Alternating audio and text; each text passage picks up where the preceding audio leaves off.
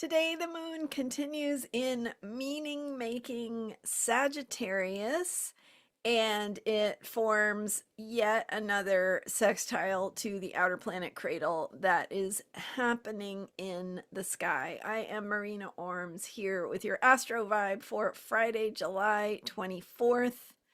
Mercury has stationed to go direct and is now direct in Cancer, where we will begin to be able to find the words to articulate some of the things we're feeling and some of the things that have been moving on the inside, especially with the Sagittarius moon vibe, which takes us into that outside perspective a little bit. So we get that more of that bird's eye view, that ability to see and make sense of what's been moving inside. And we are in this time, this really the whole month of July is this amazing, incredible outer planet cradle, once in many lifetimes alignment.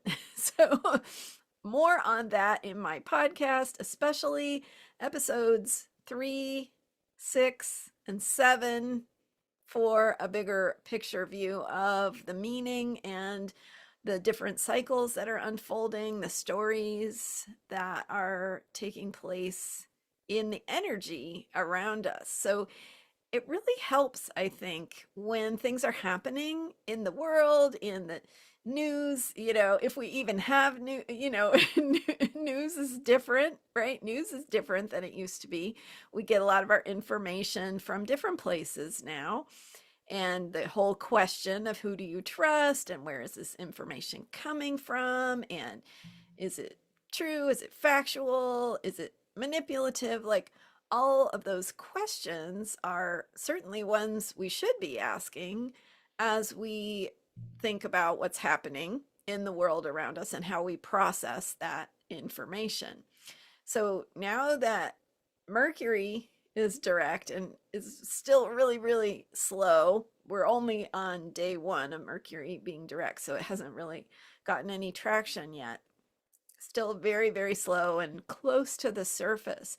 But over time, we will be able to wrap our minds around a little bit more what we're feeling, how we're processing energy and emotion below the surface. So we get that bigger bird's eye view with the Sagittarius moon, which is early in the morning, Pacific time, moving through a sextile to Pluto. And so further activating that outer planet cradle by filling in the 5th point of a 6-pointed star. This one is in Sagittarius.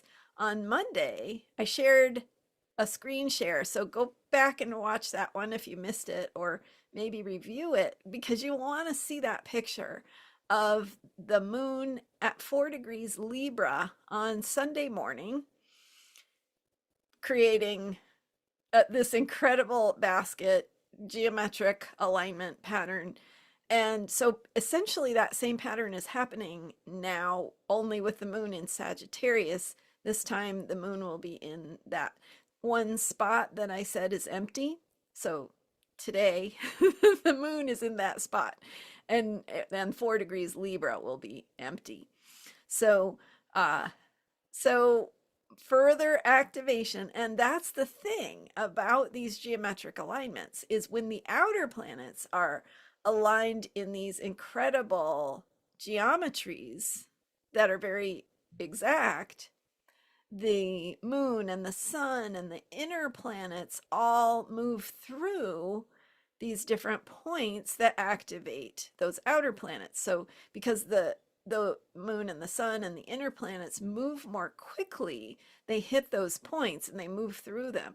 So it might be a trine or an opposition that the moon moves through to each of these planets, and every time it does, it is activating that outer planet formation. So that's partly why the outer planet formation is so potent throughout this time period. And Another really important activation is going to be the July 29th full moon in Aquarius with the moon conjunct Pluto.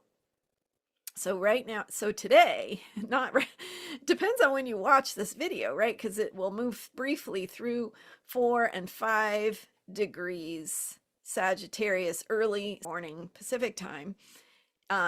And then, later in the day on Friday, it will have moved on from there. But then by July 29th, hitting that same point in Aquarius, 4 degrees, or well, it will be at 6 degrees during the full moon. But anyway, the point is that we have these activations, and what they do is they bring things to the surface that are moving and changing all along.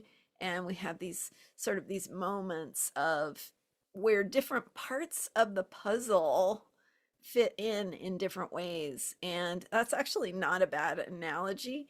If you think about putting together a jigsaw puzzle and how you find that one piece and then you find that next piece and it starts to take shape over time, that's kind of what we're moving through. And each of these little activations by the moon or the other planets is, putting the pieces in place.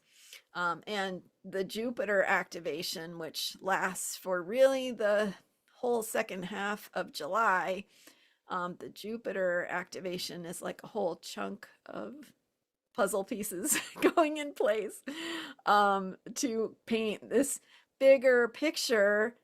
And what that picture paints is really what we are deciding.